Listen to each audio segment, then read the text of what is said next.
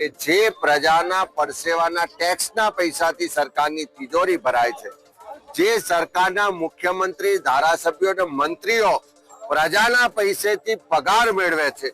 એ સરકાર જ્યારે જગતનો તાત ખેડૂત મુશ્કેલીમાં હોય, આત્મહત્યા કરતો હોય, 5 ખેડૂતો આત્મહત્યા કરી ચૂક્યા હોય અને તેમ છતાં સરકારના પેટનું પાણી પણ નથી આવતું, સરકાર નિષ્ઠુર બની છે, ત્યારે તમામ લોકો એકી અવાજે કીધું છે કે આ સરકાર સામે અમે લડીશું અને ખેડૂતોના સંપૂર્ણ દેવા માફ ના થાય ત્યાં સુધી કોંગ્રેસ પાર્ટી આ ખેડૂતોની લડાઈ લડશે અને દેવા માફી કરાવીને જંપીશું। સરકારે શું કર્યું કે 4 હેક્ટરની જગ્યાએ 2 હેક્ટર કરી નાખ્યા, જે 25,000 હતા એ ઘટાડી અને 22,000 કર્યા। એટલે ખેડૂતોને સરકારે જે નિયમો અનુસાર આપવાનું હતું આ પણ નથી આપ્યું। પાક વીમા યોજના સરકારે બંધ કરી દીધી છે। એટલે કિસાન આક્રોશ યાત્રા આવતીકાલે દ્વારકા પહોંચશે ત્યારે જાહેર માધ્યમોના માધ્યમથી ગુજરાતના ખેડૂતોને દ્વારકા પધારવા આહવાન અને હાકલ કરું છું અને હારે હારે સરકારને કહું છું કે કાલે આ યાત્રા પૂરી થાય છે, લડાઈ પૂરી નથી થતી। આવનારા દિવસોમાં આ જ મુદ્દે